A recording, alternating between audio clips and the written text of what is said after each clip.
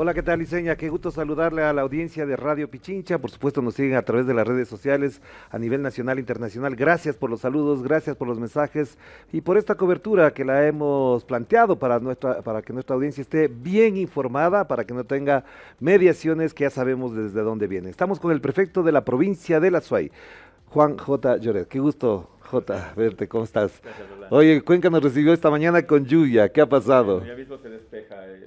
Bueno, Cuenca tiene un clima espectacular, pero el día de hoy, bueno, ha caído un poco de lluvia, pero yo creo que en las próximas horas se despejará. Bueno, esta es la marcha por la vida y por el agua, y el agua nos ha recibido también. Sí, bueno, esa es parte de nuestra cultura también. El agua para nosotros es fundamental. Y yo creo que el día de hoy es un día de profunda unidad del pueblo cuencano, del pueblo azuayo, en la legítima defensa del agua, de la vida, de los páramos. El día de hoy vamos a tener un quinto río en la querida ciudad de Cuenca. Sí. Es el río de la gente, es el río de la cultura, es el río de nuestra identidad, es el río, por supuesto, de la defensa del agua frente a la explotación minera de Quimsacocha. Pero a ver, prefecto, en lo que estamos conversando hay una parte política que es esta confluencia de sectores, actores, personas, grupos sociales, partidos políticos que también evidentemente están involucrados en esto. ¿Por qué esto se convierte en una movilización y en una confluencia de actores más allá de lo político ideológico, pero en las que no participa el gobierno?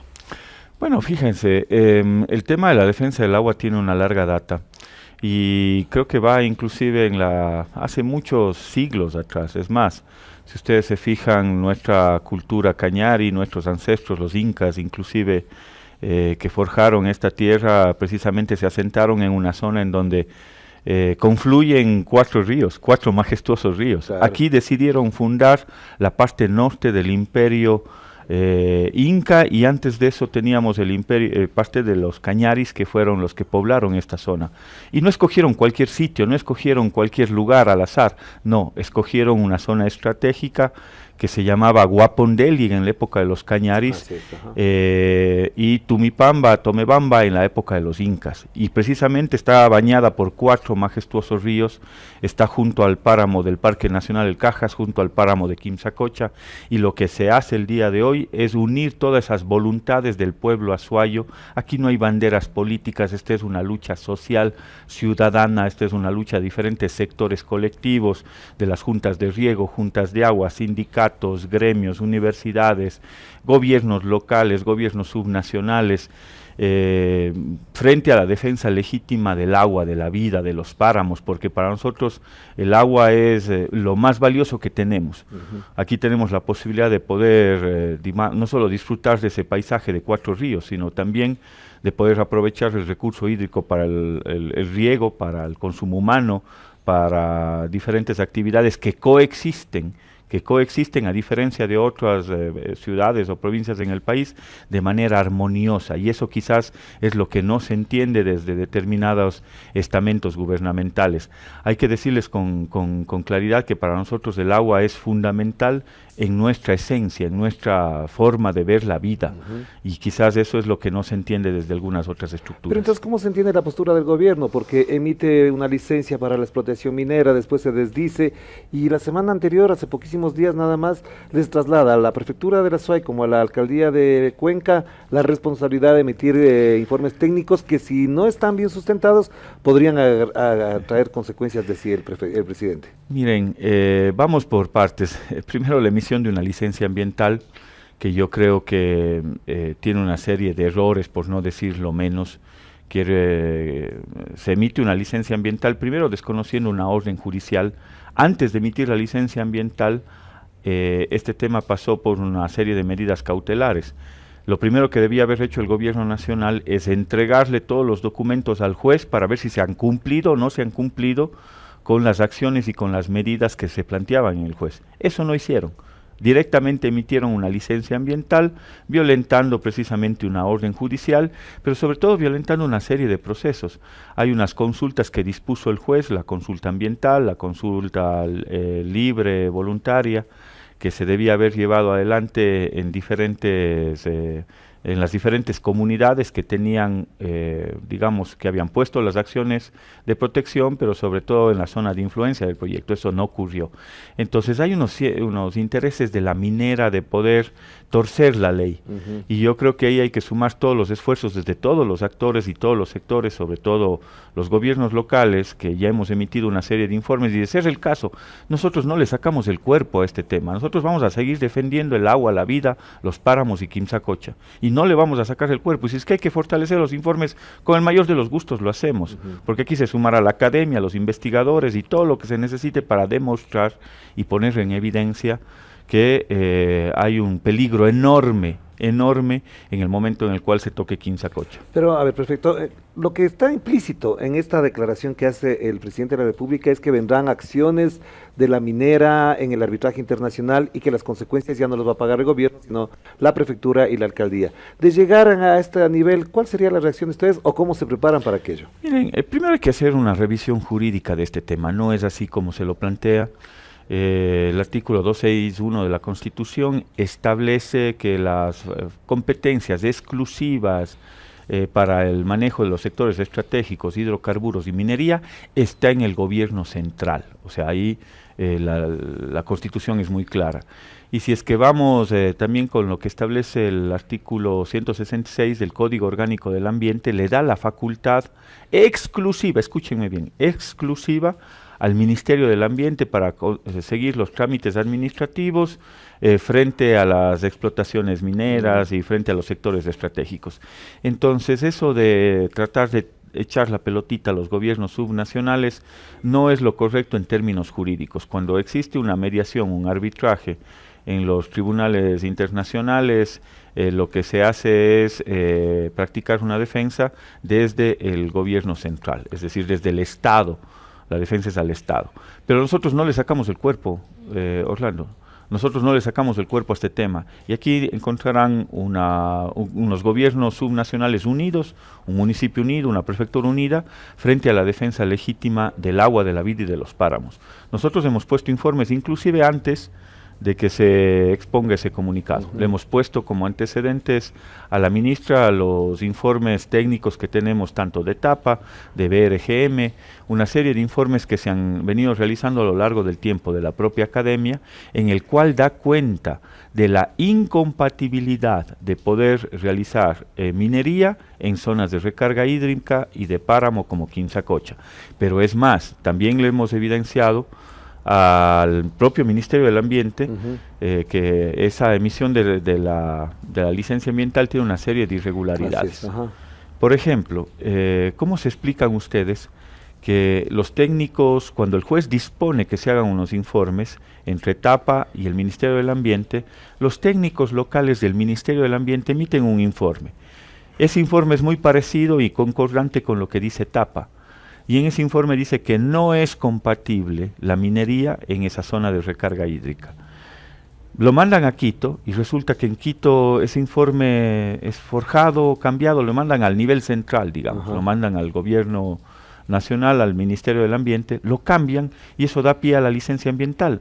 Entonces, ¿a qué estamos jugando? ¿Qué es lo que está detrás? No les gusta el informe, les votan a los técnicos del Ministerio del Ambiente y cambian el informe y ponen otra cosa. Y cuando se buscaba el link que ponían en el informe, ese link tampoco llevaba a ninguna parte. Ya no existía, pero yo tengo el informe. Yo tengo yo tengo una copia de ese informe. Claro, claro. Entonces, no nos vengan a decir que desapareció, que ya no está, que no existe. Lo que sí debemos decirlo con frontalidad y con claridad es que aquí hay unos intereses de la minera y hay que enfrentarlos con toda la fuerza, con toda la contundencia, y estamos dispuestos desde las autoridades locales a hacerlo. Es decir, sí que hay que sumar los esfuerzos. Aquí, independientemente del nivel central, nosotros estamos dispuestos a fortalecer los informes técnicos que den cuenta justamente de todo ese maniqueo que está detrás por parte de la minera, porque hay que defendernos y a defender al Estado frente a los intereses mineros que en algún momento podrán demandarlo en las cortes internacionales. Ya que lo mencionas, prefecto, los intereses de la minera se han trasladado, por ejemplo, a través de la acción gubernamental, colocando policías en la zona de la minera, digamos, de Quimsacocha. Nosotros hemos querido ir para allá, nos dicen que no, que preferiblemente no entremos, pero también está el otro lado, una cosa aparentemente blanda, y es este modo en el que, por ejemplo, la esposa del presidente de la República ha llegado a las comunidades con donaciones que son efectivamente de la minera. ¿Cómo entender este comportamiento? Por un lado colocan policías, etcétera, y por otro lado llega la esposa del presidente a dar regalitos. Miren, cuando el juez dispone que se lleve adelante una consulta libre en la zona, una consulta previa, libre e informada, yo les pregunto, ¿qué de libre tiene una consulta en la cual había más de 100 militares y policías rodeando una zona en donde se tenía que llevar adelante una consulta? Se cumplió con los estándares y las sentencias de la Corte Constitucional frente a la posibilidad de poder llevar adelante una consulta libre, previa, libre e informada.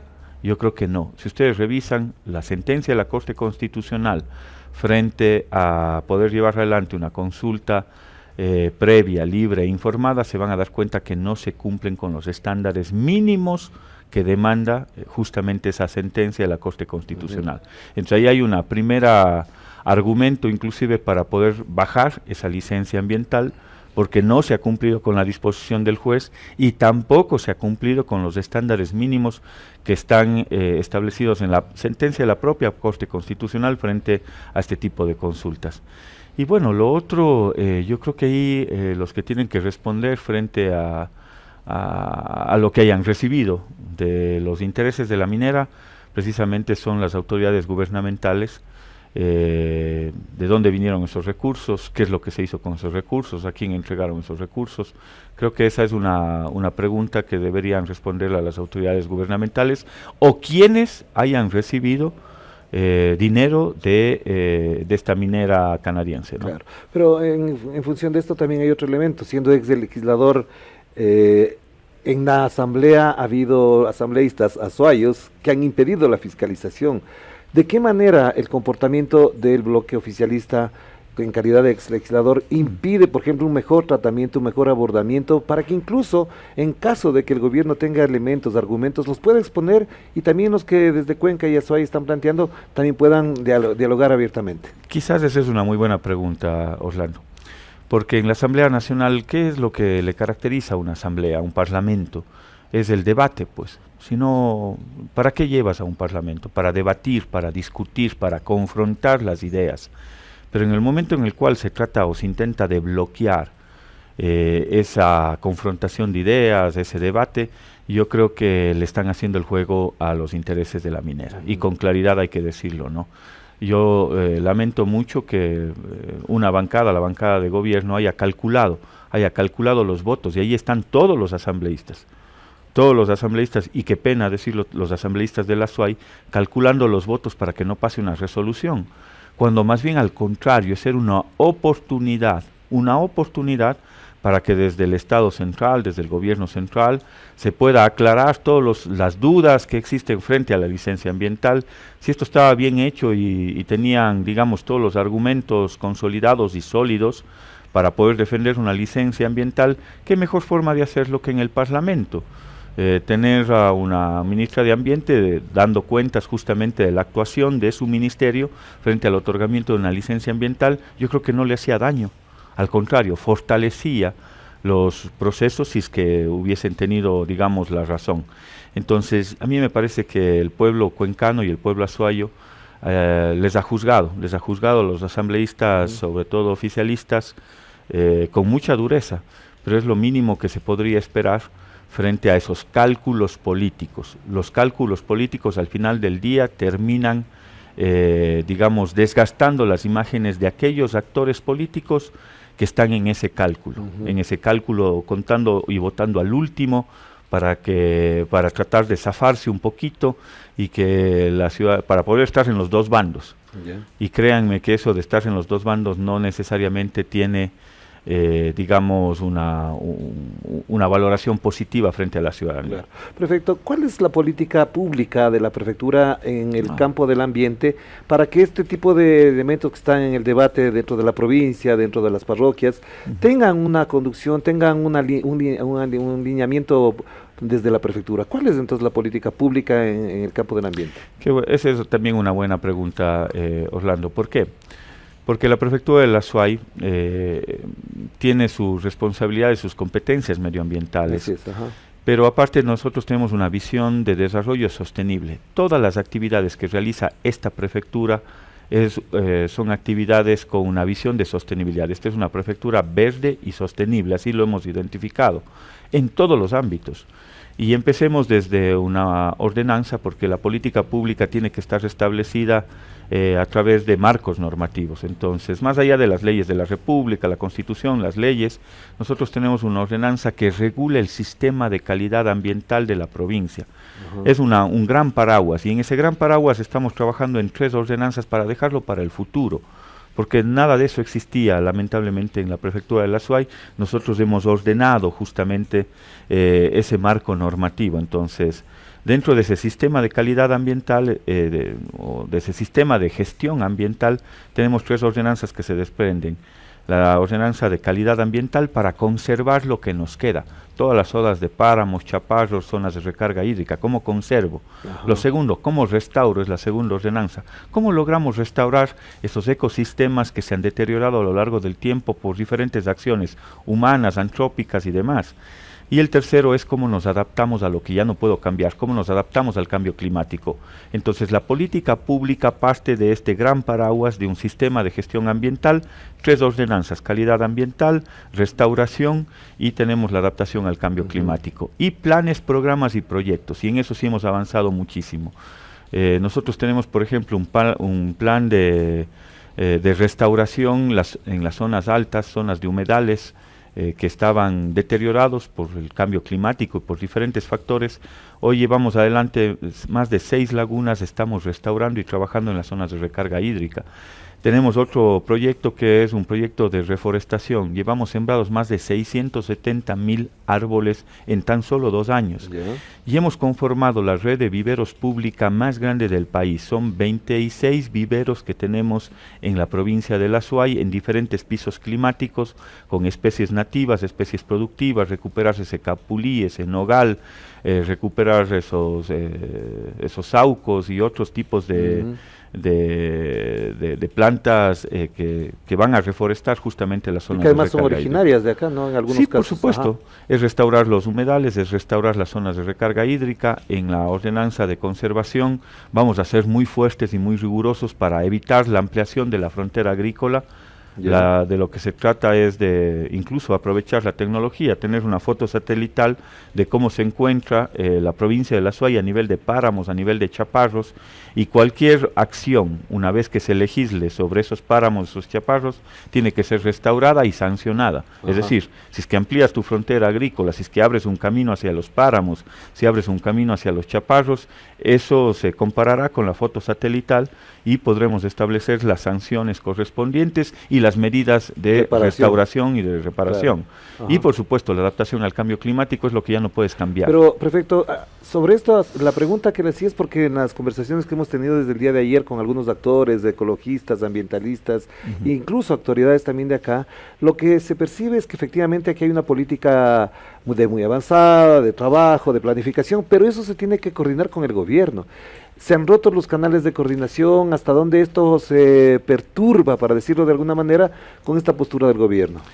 Digamos, yo creo que la defensa del ambiente, de la vida, del agua, no creo que debería tener tintes o banderas políticas. Yo más bien hago un llamado para poder coordinar esta serie de acciones, en la medida en la cual yo creo que la provincia de la SUAY ha dado muestras de su apego estricto a una cultura medioambiental. Fíjense, Cuenca es de las primeras ciudades del país en poder, no solo conservar sus zonas de recarga hídrica, sino también el agua que se utiliza o que se aprovecha para el uso humano, para el consumo, es tratada desde el siglo anterior. Claro. Desde finales del siglo anterior se llevó adelante un proceso, digamos, pionero en el país. Nosotros las aguas que utilizamos, las aguas que las tratamos y las devolvemos nuevamente a los lechos de los ríos de manera, digamos, adecuada. Entonces, y es más, hoy la empresa municipal Etapa y los otros municipios de la zona están trabajando en plantas de tratamiento de aguas residuales. Es decir, debemos de ser de las pocas provincias en el país que trata, en el caso de Cuenca, ya va a terminar tratando casi el 100% de sus aguas residuales, de sus aguas de consumo y aguas residuales. Entonces, esta es una cultura de cuidado del medio ambiente que viene desde décadas atrás, siglos atrás. Es decir, el siglo anterior nosotros éramos la primera provincia en el país, la primera ciudad del país, mientras hay otras ciudades en el Ecuador que todavía no logran tratar ese tipo de Pero por ejemplo la desaparición del Ministerio de Ambiente, que ahora se convierte prácticamente en un viceministerio de otro ministerio, impide o reduce la capacidad del propio gobierno para actuar, por ejemplo, en temas de esta naturaleza con ustedes, ¿o no? Sin duda, yo creo que hay un debilitamiento institucional y ese es otro de los temas sobre los cuales hay que preocuparse en el Ecuador. Yo creo que existe una grave fractura institucional. Y yo creo que eso no le hace bien en términos de desarrollo al Ecuador.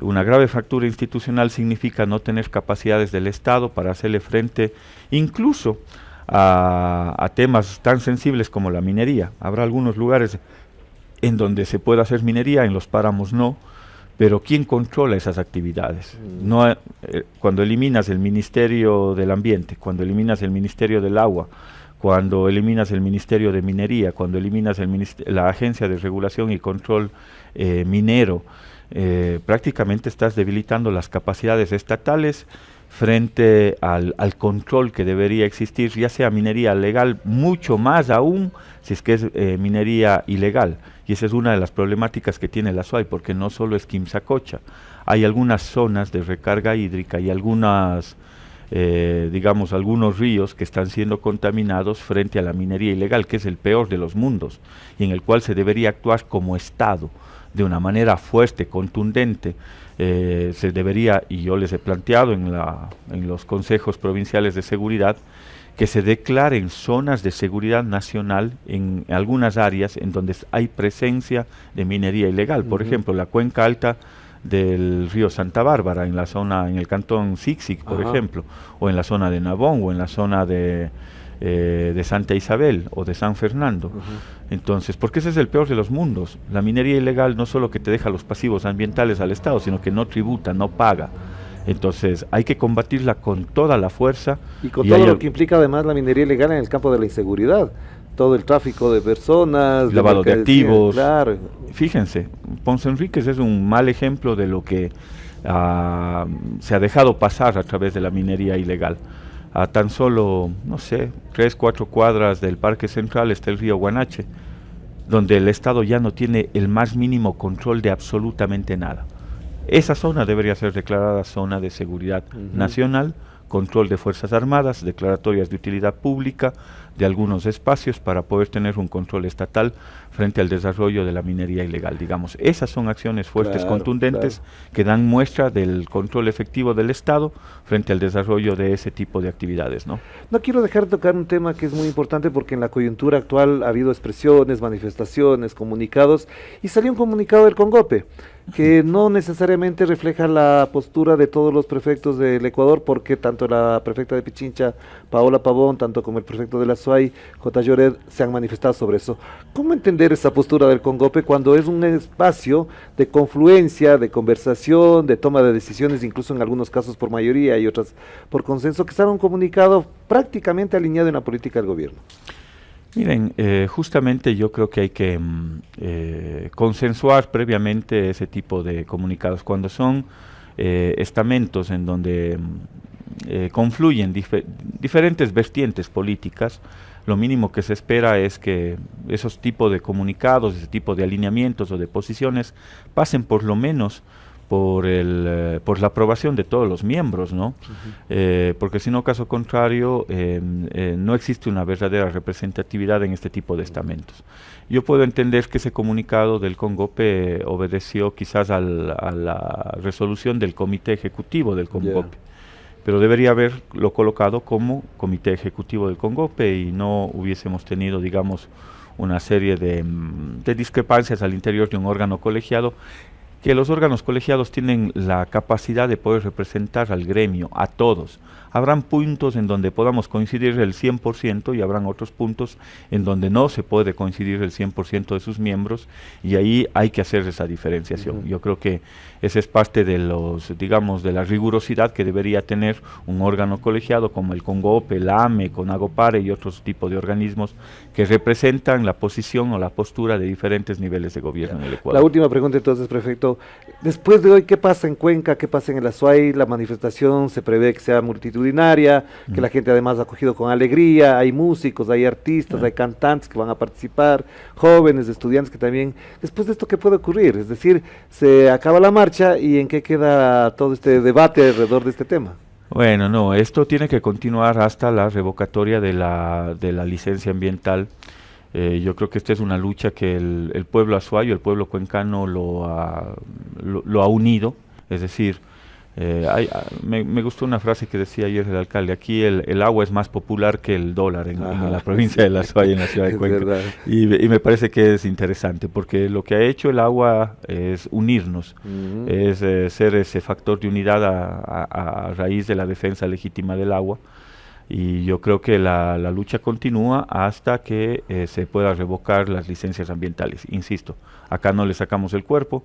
Si hay que fortalecer con informes técnicos, estamos dispuestos a hacerlo. Acá no le tenemos miedo, digamos, a esa defensa legítima del agua, la vida y los páramos.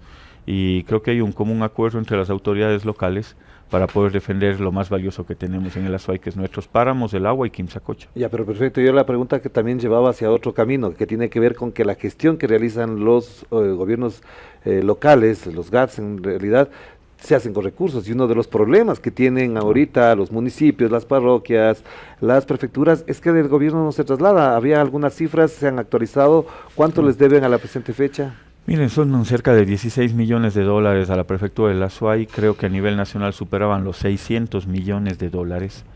Nunca antes hemos estado en este tipo de condiciones, estamos en el mes de septiembre.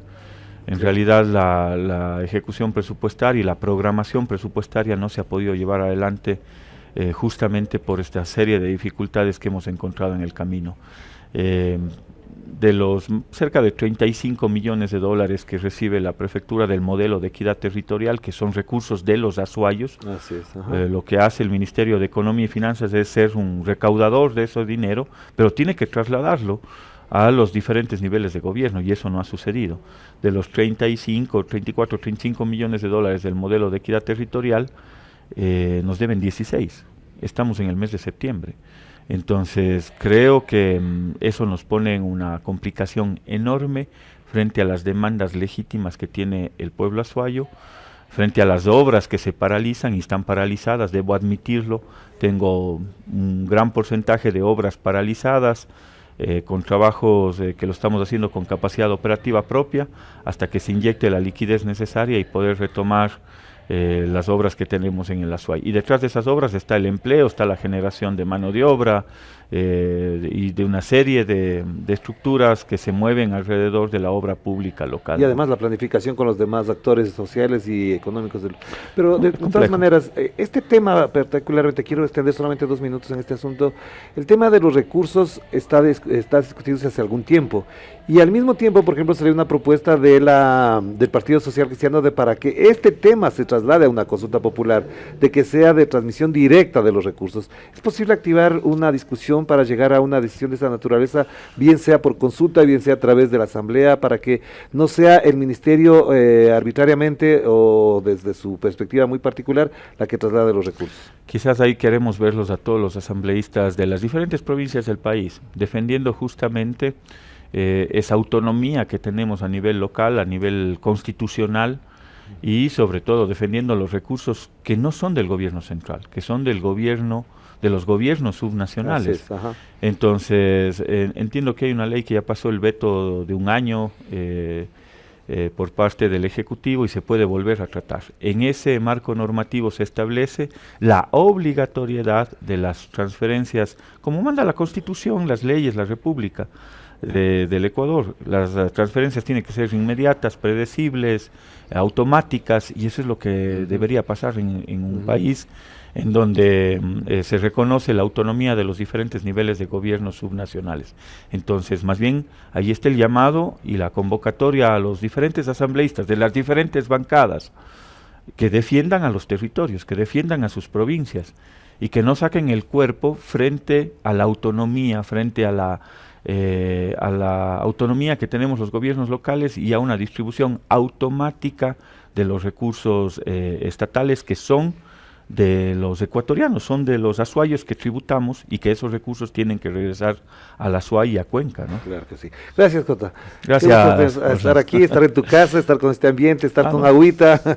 Sí, muchas gracias a ustedes. Y gracias, bienvenidos a Pichincha Universal, disfruten de esta fiesta local, popular, en la cual la Azuay se ha unido para defender lo más sagrado que tiene, que es el agua, la vida y los páramos. Gracias a todos que nos acompañan, también un saludo especial en este 16 de septiembre del año 2025, estamos aquí para la cobertura, no se olviden a partir de las 9 de la mañana, 9:45, más o menos iniciará la marcha, calculamos que terminará alrededor de las 12 del día y con toda la alegría y toda la confraternidad que esto involucra estaremos presentes. No se olviden, 16 de septiembre del año 2025 estaremos aquí desde la provincia de la Azuay, de esta hermosa ciudad llamada Cuenca, y también un saludo especial en este 16 de septiembre a una persona que quiero muchísimo, mi hija Sarita, que está cumpliendo años. Un abrazo a la distancia. Les damos el paso entonces ahora a Liceña Espinel y a Alexis Moncayo, quienes se encuentran en Quito para seguir con las entrevistas.